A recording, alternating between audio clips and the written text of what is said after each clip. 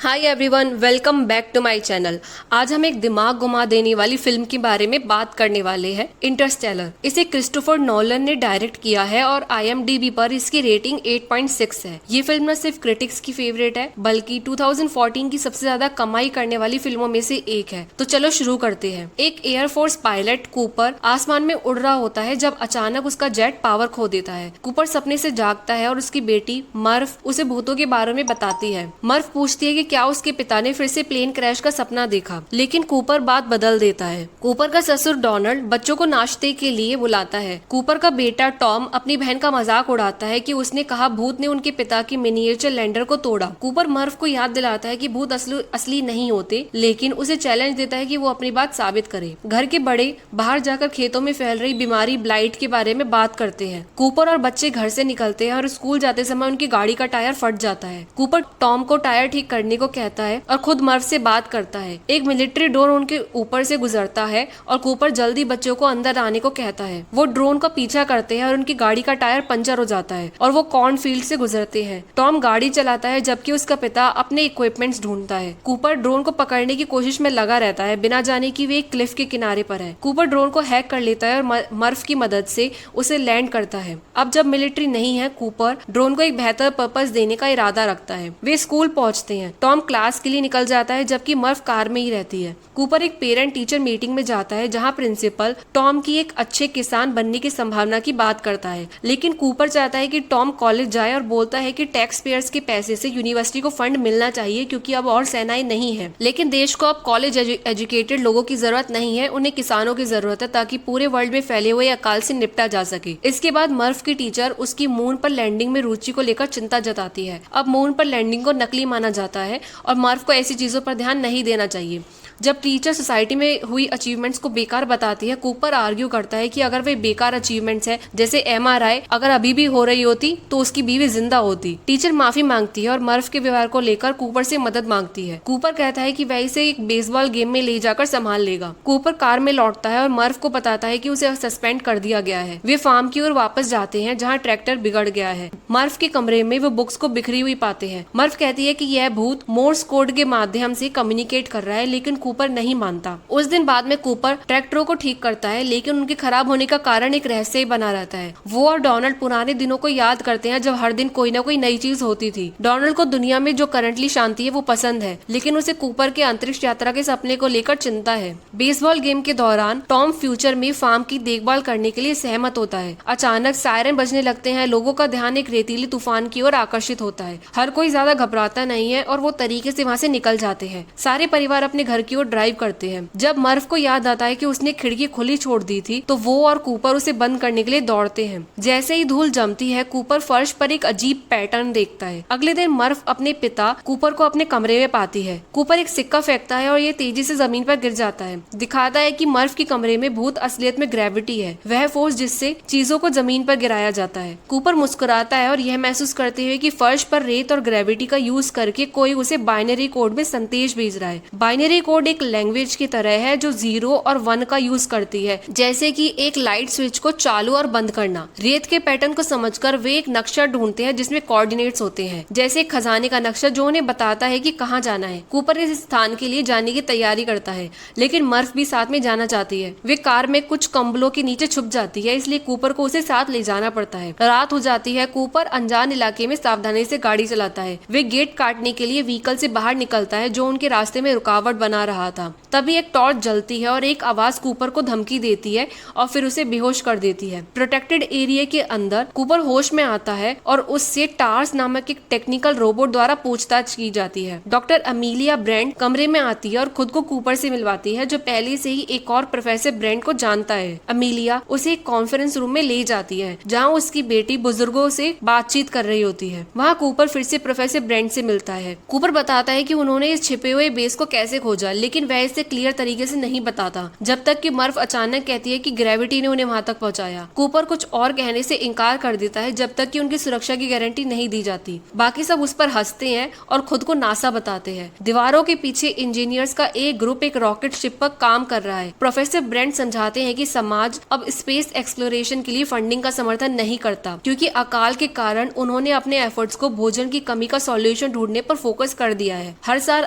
अलग अलग फसलें ब्लाइट बीमारी से इफेक्ट होती हैं। अब गेहूं और आलू नहीं उगाए जाते और वे उम्मीद कर रहे हैं कि अगला नंबर मकई का होगा। ब्लाइट पृथ्वी पर ऑक्सीजन को खत्म कर रहा है, इसलिए प्रोफेसर ब्रेंट का अनुमान है कि मर्फ की पीढ़ी जीवित रहने वाली आखिरी पीढ़ी होगी। नासा के पास दुनिया को बचाने की कोई योजना नहीं है, लेकिन उनकी योजना इसे छोड़ने की है। प्रोफेसर ब्रेंट कूपर को प्रोजेक्ट एंड्योरेंस से इंट्रोड्यूस कराते हैं, जो लजारस मिशनों का अंतिम हिस्सा है। लजारस मिशन धरती का आखिरी प्रयास है जो रहने योग्य प्लेनेट को खोजने की उम्मीद में किया जा रहा है। कुछ समझाने के बाद कूपर ह्यूमैनिटी और खासकर अपने बच्चों के लिए प्रोजेक्ट एंड्योरेंस का पायलट बनने के लिए तैयार हो जाता है। कॉन्फ्रेंस रूम में कूपर को मिशन के बारे में बताया जाता है। नासा ने शनि के पास एक वार्म होल की खोज की है जो दूसरी गैलेक्सी की ओर ले जाता है। एक वार्म होल स्पेस में एक शॉर्टकट की तरह है। इमेजिन कीजिए कि अंतरिक्ष एक बड़े कागज की शीट की तरह है। अगर आप कागज को इस तरह से मोड़ते हैं कि दो बिंदु एक दूसरे को छू लें, तो आप उस मोड़ के माध्यम से एक बिंदु से दूसरे बिंदु पर कूद सकते हैं। इस तरह वार्म होल अंतरिक्ष में दो दूर दराज की जगहों को जोड़ता है, जिससे आप उनके बीच बहुत तेजी से यात्रा कर सकते हैं। वे यह भी मानते हैं कुछ अनजान लोगों,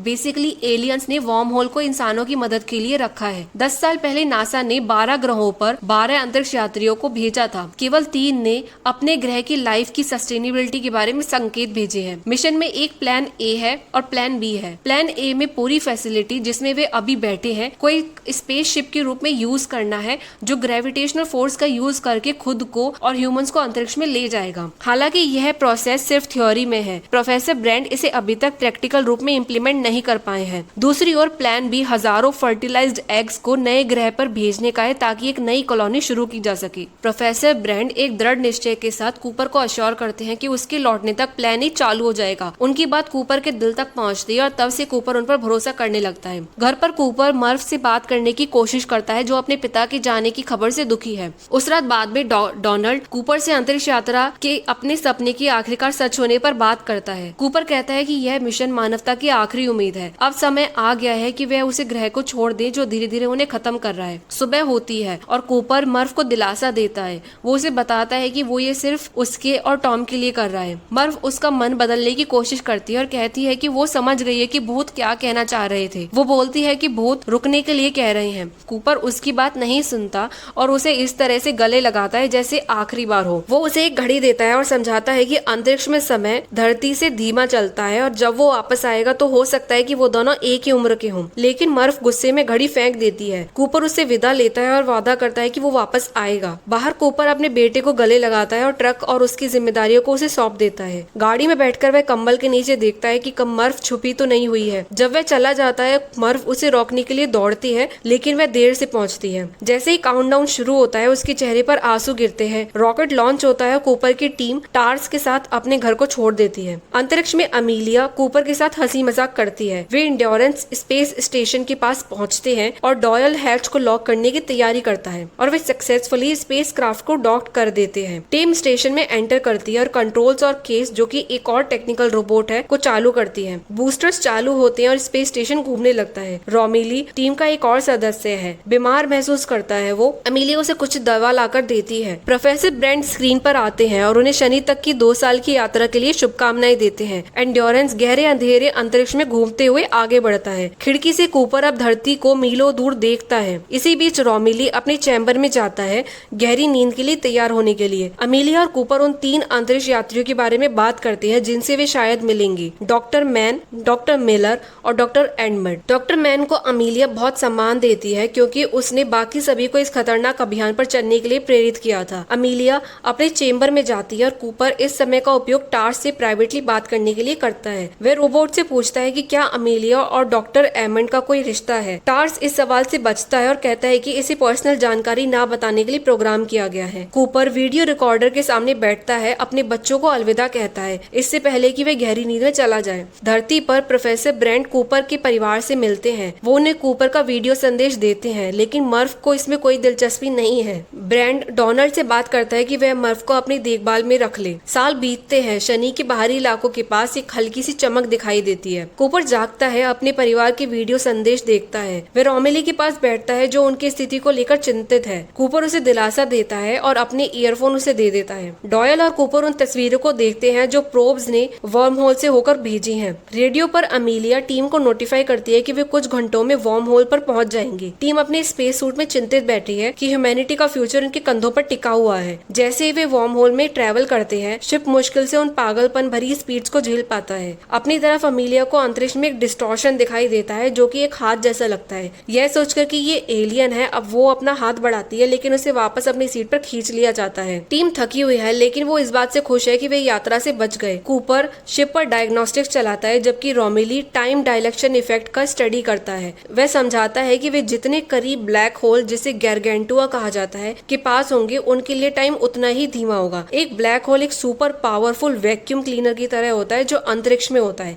ये ऐसी जगह है जहाँ ग्रेविटेशनल फोर्स इतनी मजबूत होती है कि कुछ भी, यहाँ तक कि रोशनी भी इससे बाहर नहीं निकल सकती। सोचिए अगर आपके पास एक बॉल है जो आसपास की हर चीज को अपने में अंदर खींच ले। ये वैसा ही कुछ है जो एक ब्लैक होल करता है, हर चीज को अंदर खींचता है और कुछ भी बाहर नहीं जाने देता। कूपर जब क्लैरिफिकेशन मांगता है तो रोमिली इसे इस तरह समझाता है कि वहाँ बिताया हर घंटा धरती के 7 साल के बराबर है। अमीलिया सुझाव देती है कि वे डॉक्टर मिलर की प्लेनेट पर जाएं क्योंकि वह सबसे करीब है। टीम उस ग्रह पर उतरने की तैयारी करती है। रोमिली पीछे रह जाता है ताकि वह ब्लैक होल की स्टडी कर सके, जबकि बाकी लोग अपनी यात्रा जारी रखते हैं। कॉकपिट में वे मिलर के ग्रह की ओर उड़ते हैं। इक्विपमेंट बताते हैं कि वह ज्यादातर पानी है। एमिलिया आगे जाकर लाइफ के कोई क्लू खोजने की कोशिश करती है। टार्स उसके साथ जाता है, जबकि डॉयल और कूपर डॉक्टर मिलर से सिग्नल का इंतजार करते हैं।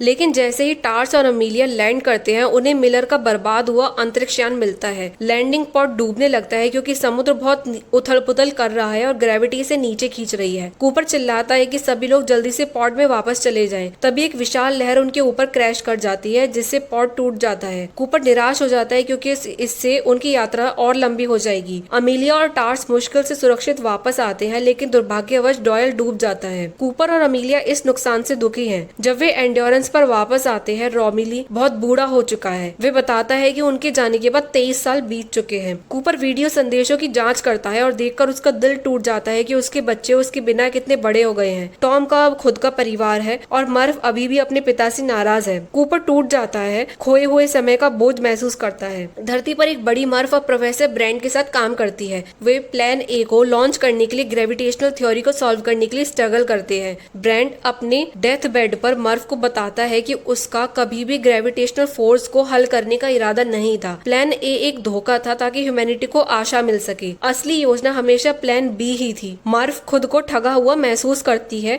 और डॉक्टर ब्रेंट से वीडियो संदेश के माध्यम से जवाब मांगती है। वो उसे धरती को छोड़ने और सभी को झूठ बोलने का आरोप लगाती है। अंतरिक्ष में टीम अगला ग्रह कौन सा देखे, इस पर बहस करती है। अमीलिया डॉक्टर एडमंड्स के ग्रह को पसंद करती है, जबकि कूपर डॉक्टर मैन के ग्रह को। कूपर डिसीजन लेता है कि वे डॉक्टर मैन के ग्रह पर जाएंगे क्योंकि वहाँ का डेटा ज्यादा आशाजनक लगता है। वे ठंडे ग्रह पर पहुँचते हैं, जहाँ पर डॉक्टर मैन उनका वेलकम खुशी से करते हैं। मैन ग्रह के जीवन के पोटेंशियल को बताता है, लेकिन इसके हार्श कंडीशन के बारे में चेतावनी देता है। जब वे इंस्पेक्शन करते हैं तो मैन का मुखौटा टूट जाता है और उसकी डेस्परेशन सामने आती है। उसने डेटा को फेक किया था ताकि उसे बचाया जा सके। वो जानता था कि उसका ग्रह रहने लायक नहीं है। डॉक्टर मैन कूपर पर हमला करता है, उसे मरने के लिए छोड़ देता है और एंड्योरेंस को ले जाने की कोशिश करता है। कूपर बच जाता है और अमीलिया से कम्युनिकेट करता है जो उसे बचा लेती है। वे एंड्योरेंस पर वापस जाने के लिए दौड़ते हैं। डॉक्टर मैन जहाज को डॉक करने की कोशिश करता है, लेकिन फेल हो जाता है, जिससे वहाँ एक विस्फोट हो जाता है जो एंड्योरेंस को लगभग डिस्ट्रॉय कर देता है। अब सिर्फ तीसरा ग्रह बचा था। थोड़े से बचे हुए ईंधन के साथ कूपर और अमीलिया ने एक खास ट्रिक का प्लान किया। वो एक बड़े ब्लैक होल, जिसे गरगेंटुआ कहा जाता है, के पास उड़कर अपने दोस्त एडमंड के ग्रह तक पहुंचने की कोशिश कर रहे थे।